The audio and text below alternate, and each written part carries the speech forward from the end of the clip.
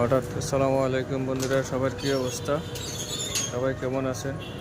হঠাৎ করে ঘুম থেকে উঠে বাসার সামনে দেখি দুইটা নীল গাই।